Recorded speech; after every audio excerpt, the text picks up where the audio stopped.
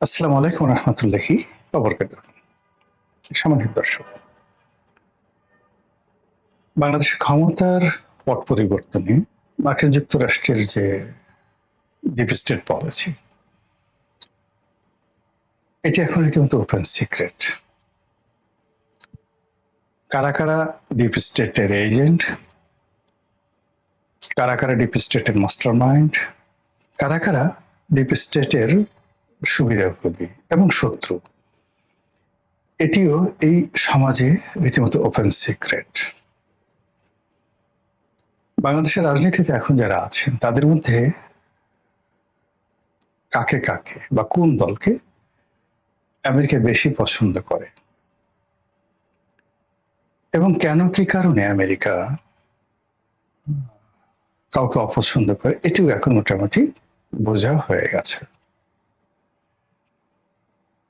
আমেরিকাকে তৈল মর্দন করা, তাদেরকে রাজি খুশি করে কোন একটি প্রাপ্তি হাসিল করা, এটি কতটা কঠিন, কতটা নির্মম এবং তাদেরকে একটু সোজা রাখা, এটা এই মুহূর্তে ধরেন ইউরোপীয় ইউনিয়ন তাদের বিশ্বস্ত বন্ধু অ্যাজ এ হোল, তারপরে ব্রিটেন, ফ্রান্স, এ সকল রাষ্ট্রের দিকে তাকালেই বোঝা যায় যে অশান্ত আমেরিকা, অশান্ত ট্রাম্প, অস্থির মার্কিন রাজনীতি, এদের সঙ্গে আসলে তাল মেলানো সম্ভব নয়। এই ভিডিওটা যখন আমি করছি, ঠিক সেই সময়টাতে যেটা প্রধান খবর সেটা হলো প্রবলভাবে আবার আমেরিকা আক্রমণ করেছে ইরানে। ইরান আবার আমেরিকার বিভিন্ন ৮০টি স্থাপনা আক্রমণ করেছে। মধ্যপ্রাচ্যে তাদের যে স্থাপনাগুলো রয়েছে সেখানে আক্রমণ করেছে। যুদ্ধ পরিপূর্ণ ধাপে আবার শুরু হচ্ছে। এই ভিডিও যখন করছি তখন ডোনাল্ড ট্রাম্পের ঘোষণা আজ রাতে, আমি ভিডিওটা করছি ৮ তারিখ সন্ধ্যাবেলায়, তো আজ রাতে ভয়াবহ আক্রমণ চালানো হবে ইরানের উপর। ইরানও তাদের সর্বশক্তি দিয়ে যুদ্ধ করার জন্য মানসিকভাবে প্রস্তুতি নিয়ে আছে। আর ইতিমধ্যে তাদের মধ্যে যে সমঝোতা স্মারক স্বাক্ষরিত হয়েছিল সুইজারল্যান্ডে পাকিস্তানের মধ্যস্থতায়, সেটি আমেরিকা বলছে ওটা মানি না, সমঝোতা স্মারক বাদ। একটা সিদ্ধান্ত নিতে, কথা পাল্টাতে বা যে কোনো জিনিস করতে আমেরিকার আসলে একটা মিনিট সময় লাগে না। তো সেই আমেরিকার খপ্পরের মধ্যে আমরা আছি। সেই আমেরিকার যখন বাংলাদেশে এরকম অবস্থা, তখন একটার পর একটা ঘটনা ঘটে যাচ্ছে, যেগুলো কারণে হোক অকারণে হোক আমেরিকা আমাদের সম্পর্কে আরো নেতিবাচক ধারণা পোষণ করছে। যেমন ধরেন, জাতীয় সংসদে আমেরিকার যে জাতীয় দিবস, তাদের ন্যাশনাল ডে, স্বাধীনতা দিবস, সেটা পালিত হলো ৪ঠা জুলাই। আমেরিকা আশা করেছিল যে এটা পুরো জাতি মেনে নেবে, সবাই এটাতে ধন্যবাদ জানাবে, কিন্তু পুরো জাতি ক্ষেপে উঠেছে। সরকারের জন্য খুবই বিব্রতকর একটা পরিস্থিতি তৈরি হয়েছে। এবং এখন মার্কিন যুক্তরাষ্ট্রের যে রাষ্ট্রদূত রয়েছে ব্রেন্ট ক্রিস্টেনসেন, তিনি এতটা অজনপ্রিয় হয়ে পড়েছেন যে তার সঙ্গে কারো ছবি দেখলে, কারোর সঙ্গে খাতির হলে, বা তিনি কারো বাসায় গেলে, বা কোনো মন্ত্রী এমপি তার সঙ্গে গেলে আলটিমেটলি সেই লোকটি ট্রলের শিকার হচ্ছে। একটা সময় আমেরিকার সঙ্গে একটু সম্পর্ক থাকলে, খাতির থাকলে, প্রশাসন থেকে শুরু করে সব জায়গাতেই মানুষজন একটু পাত্তা দিত। এখন ধরে ধরে ধরে ধরে আমেরিকার সঙ্গে যাদের সম্পর্ক রয়েছে তাদেরকে জাতীয় বেইমান, জাতীয় দালাল, মির্জাফর, মোনাফেক, বেইমান, বাস্টার্ড, এ সকল গালাগালি মানুষ করছে। এবং আর কদিন পরে আপনি দেখতে পারবেন যে আমেরিকার যে সমস্ত সিনহেতুর লোকজন আছে তারা কোনো অবস্থাতেই বডিগার্ড ছাড়া এই শহরে একাকে হাঁটতে পারবেন না। জনগণ তাদেরকে লাঞ্ছিত, অপমানিত করবে। এবং এই জিনিসগুলো যখনই হচ্ছে তখন আমেরিকা আরো বেপরোয়া হয়ে যাবে এবং তারা সব দোষ ক্ষমতাধর যারা লোকজন আছে তাদের উপর চাপাবে যে তোমাদের কারণে আজ আমাদের এই অবস্থা, তোমরা ঠিক মতো আসলে আমাদেরকে হ্যান্ডেল করতে পারোনি। তো দেখুন যে এই যে একটা অবস্থা, সেই অবস্থার মধ্যে সরকার বিভিন্ন সময় যে সিদ্ধান্তগুলো নিয়েছে, সেই সিদ্ধান্তগুলো গত 4 মাসে মূলত তাদের পক্ষে যায়নি, আমেরিকারও পক্ষে যায়নি, কিন্তু আমেরিকা যার পর নাই তাদের প্রতি বিরক্ত হয়ে পড়েছে। এই যখন অবস্থা, আমরা বাইরে থেকে বুঝতে পারছি, সরকারের ভিতরে যারা লোকজন আছেন তারা হয়তো আন্দাজি করতে পারছেন না। তখন হঠাৎ করে দেখা গেল যে আমাদের রাজনীতির যে ভাগ্য আকাশ, এখানে ডক্টর মোহাম্মদ ইউনূসের আবার অভ্যুদয় হলো। তিনি বেশ কিছুদিন নীরবে ছিলেন, নিভৃতে ছিলেন, 2বার দেশের বাইরে গেছেন, অনেকটা ম্রিয়মাণ হয়ে গেছেন। আমরা ধরে নিয়ে এসেছিলাম তিনি আর হয়তো বাংলাদেশে আসবেন না। তার বিরুদ্ধে বেশ কয়েকবার মামলা করার জন্য বিভিন্ন পক্ষ থানায় ঘোরাফেরা করেছে, এখনো করছে। কোর্টে মামলা দায়ের করা হয়েছে, খারিজ করা হয়েছে, কিন্তু আরো মামলা করার জন্য মানুষজন ঘুরছে। তার প্রধান প্রতিষ্ঠান গ্রামীণ ফোন, সেই গ্রামীণ ফোনের সাবেক কর্মকর্তা কর্মচারী যারা আছেন, প্রেসিডেন্ট যারা আছেন, তারা প্রায় 30,000 কোটি টাকার দাবিতে সেখানে আন্দোলন করছেন। তো এই যে সমস্যাগুলো, সেই সমস্যাগুলো আসলে এই পর্যায়ে শেখ হাসিনার জামানাতে ডক্টর মোহাম্মদ ইউনূসের ছিল না, কিন্তু এখন সেই সমস্যাগুলো তার বেশি হয়ে গেছে। এবং তার বিরুদ্ধে যে সকল অভিযোগ, মানে শেখ হাসিনা যে অভিযোগ করেছিলেন এটা ম্যানেজেবল ছিল। সেটা হলো তার গ্রামীণ কমিউনিকেশনে কিছু কর্মকর্তা কর্মচারী মামলা করেছিল যে তাদেরকে 5% সার্ভিস বেনিফিট দেওয়া হয়নি। এটা তিনি 240 কোটি টাকা বা এরকম কিছু একটা টাকা দিয়ে নেগোসিয়েশন করার চেষ্টা করেছিলেন। হয়তো এটা আর একটু বেশি দিলে আরো হয়ে যেত সামহাও। বা শেখ হাসিনা তার বিরুদ্ধে যে মামলাগুলো দিয়েছিলেন এতে তার কিছুই হতো না।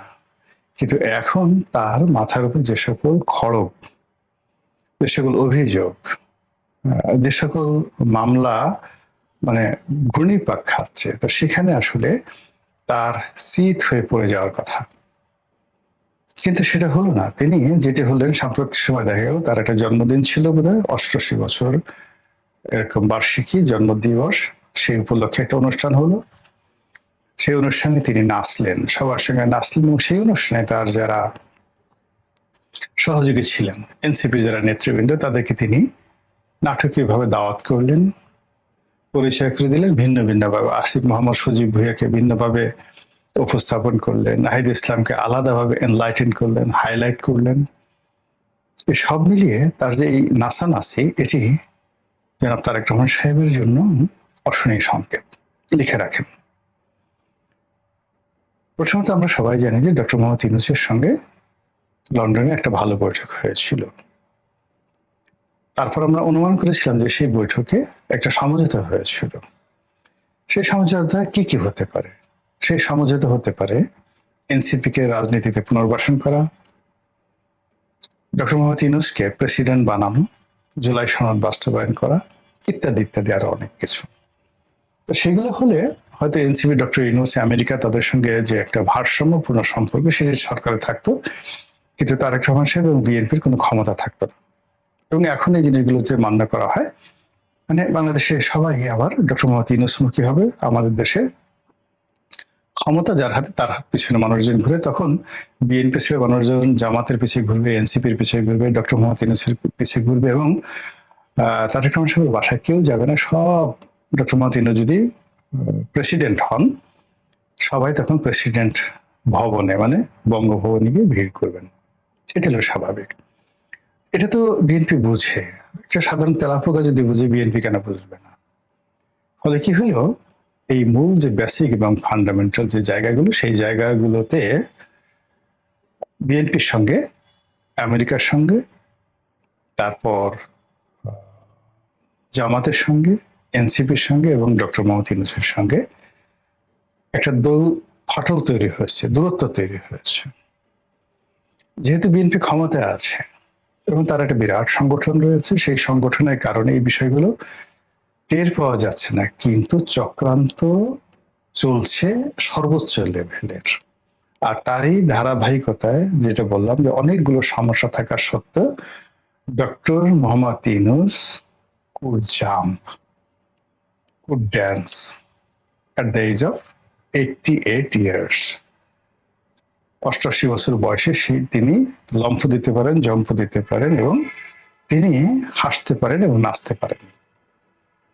এই যে তিনি নাচলেন, তার আগে তার যে সোশ্যাল বিজনেস, এই সোশ্যাল বিজনেসের একটা সম্মেলন করেছেন এবং সেখান থেকে উনি এই ধরনের সম্মেলন যখনই করেন, বিডি আছে, প্রথম আলো আছে, বিদেশের সাদা চামড়ার কিছু লোকজন আছে, তাদেরকে নিয়ে, তাদের লোকাল কিছু লোকজন আছে, এইভাবে 100, 150, 200 লোক মানে নিয়ে সে প্রতি বছর একটা সোশ্যাল বিজনেস সামিট করে।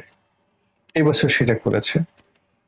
করার পরেই আবার তার জন্মদিবস পালিত হলো, মানে সব প্ল্যান করে আবার সেই জন্মদিবসে এনসিপি কে ডাকা হলো। এবং এই যখন ঘটনা ঘটছে তখন যেটা হলো, আমেরিকা দেখে বসছে। আপনি দেখেন যে আমাদের রাজনৈতিক যারা নেতৃবৃন্দ রয়েছে, জামাতের লোক গেল, তারপর অন্যান্য যে সকল ইসলামপন্থী লোকজন আছেন, এনসিপির লোকজন আছেন, স্পিকার আছে, তারা সবাই মিলে ইরান গেলেন। অথচ ইরান যখন চেয়েছিল যে তাদের নেতা আয়াতুল্লাহ আলী খামেনি মারা গেলেন, শোক বই তারা স্বাক্ষর করবে, এই স্বাক্ষর করার লোক বাংলাদেশে তারা খুঁজে পাচ্ছিল না এবং এই অভিমানে ইরান বাংলাদেশের একটা জাহাজকে আটকে রেখেছিল পুরোটা সময়। তো সেই ইরান মানে সরকারের যারা লোকজন তারা মনে করেছে ইরান একেবারে পার্মানেন্টলি জিতে গেছে, কাজেই তারা ইরানের সাথে খাতির করার জন্য দৌড় দিল সবাই। ফিরে আসতে না আসতেই ইরান আক্রমণ করে বসছে আমেরিকা। ভাগ্য ভালো যে বাংলাদেশে যারা লোকজন আছে তারা চলে আসছে, যদি তারা ওখানে আরো কয়েকদিন থাকতেন, সে ইরানি বাগান, ইরানি খুশবু, গোলাপের স্বাদ নিতেন। এই যে এখন যেভাবে আক্রমণ করছে, তাদের ওখানে আটকে থাকতে হতো এবং এক একজনের দেখতেন যে ওরে বাবা গো, ওরে মা গো, কান্নাকাটি কাকে বলে। তাদের কান্না দেখলে আপনাদের চোখের পানি রাখতে পারতেন না। তো এই যে তারা গেল, এটা আমেরিকা ভালোভাবে নেয়নি, কোনোভাবে ভালোভাবে নেয়নি। ফলে কি হচ্ছে, আমেরিকা আবার চিন্তা করছে যে ডক্টর মোহাম্মদ ইউনূস এত ভালো ছিল এবং যেভাবে সে তাদের জন্য ঝুঁকি নিয়ে একটা চুক্তি করে ফেলেছে, যেভাবে বিএনপির মতো একটা দলের হাতে ক্ষমতা দিয়ে, এই যে এখন বিএনপির কোনো কারণে যদি ক্ষমতাচ্যুত হয়, সারা বাংলাদেশে যেভাবে চাঁদাবাজি বেড়ে গেছে, যেভাবে অর্থনৈতিক দুরবস্থা দেখা দিয়েছে, বিএনপির ইমেজ যেভাবে ক্ষুণ্ণ হয়েছে, সেক্ষেত্রে বিএনপির কোনো দুঃসময় একটা শব্দ করার মতো বাংলাদেশে কোনো লোক নেই। এই জাস্ট 4 মাসে যে ঘটনা ঘটছে, মানে আগের 2 বছরে তো 1.5 বছরে তো ঘটছে, কিন্তু 4 মাসে আগের ইউনূস জামানাতে বলা হতো যে যেহেতু বিএনপির ক্ষমতায় নেই, তারা তার দলীয় নেতা কর্মীদেরকে নিয়ন্ত্রণ করতে পারছে না, তাদের হাতে রাষ্ট্রীয় ক্ষমতা নাই, সেনাবাহিনী সহযোগিতা করছে না, ইউনূস সাহেব সহযোগিতা করছে না, জামাত এখানে কৌশল করছে যেন বিএনপি পৌঁছে যায়। কিন্তু এখন কি বলবে বিএনপি গত 4 মাসে? এখন যে সকল অপরাধ হচ্ছে, সে সকল অপরাধের কোনো বাপ মা নাই। ইউনূস জামানাতে এই সকল অপরাধ ঘটেনি। মব কাকে বলে? ফলে কি হলো, এই কাজগুলোর সঙ্গে যে পশ্চিমাদের একটা চক্রান্ত নেই, গ্রিন সিগন্যাল নেই, এটা কিন্তু বলা যাচ্ছে না।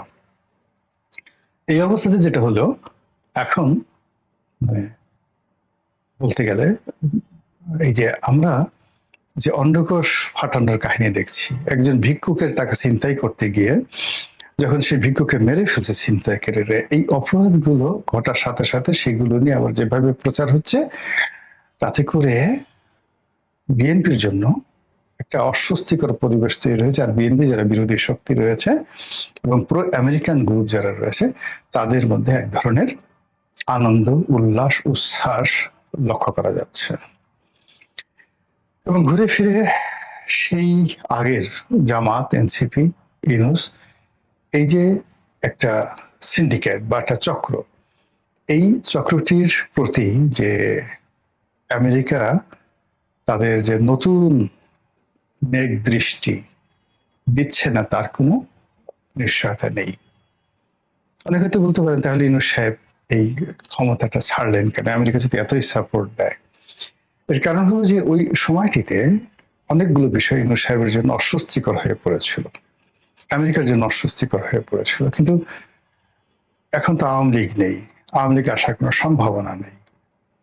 তো সেক্ষেত্রে বিএনপির যে একটা ইমেজ ছিল, তাকে নিয়ে মানুষের যে স্বপ্ন ছিল তারেক রহমান সাহেবকে নিয়ে, বিএনপি নামক দলটিকে নিয়ে, এটি গত 4 মাসে যে অবস্থায় আছে, এটিকে আরো 2-3 মাস যদি তারা চলতে দেয়, জুন জুলাই আগস্ট সেপ্টেম্বর পর্যন্ত চলতে দেয়, আর সেপ্টেম্বর মাসের পরিবেশ পরিস্থিতি অনুযায়ী যদি আমেরিকা একটা চোখ টিপ মারে, জাস্ট একটা চোখ টিপ, আর কিচ্ছু করার দরকার নেই, সেই একটা চোখ টিপে আখি আছে গুলি মারো, সেই আখি দিয়ে গুলি মারার মতো অবস্থা তৈরি হয়ে যাবে বাংলাদেশের রাজনীতিতে, অর্থনীতিতে, সমাজ ব্যবস্থায় এবং আরো অনেক কিছুতে। সেই বিষয়গুলো সরকার কি টের পাচ্ছেন? সেই বিষয়গুলো সামাল দেওয়ার জন্য সরকারের কোনো পরিকল্পনা আছেন?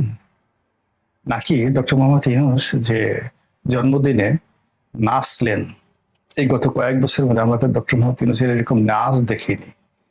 তিনি যে নাচলেন, এই বয়সে তো তিনি এমনি এমনি নাচেননি, নাচতে তার ইচ্ছে হয়েছে, নাচতে তার ভালো লেগেছে, নাচার মতো কারণ তৈরি হয়েছে, তার মনের মধ্যে এক ধরনের খুশবু ছড়িয়ে পড়েছে, হাওয়া হাওয়া ও হাওয়া খুশবু লুটাবে, এরকম একটা পরিবেশ তৈরি হয়েছে। নাচেতে 88 বছর বয়সে কেউ নাচে না।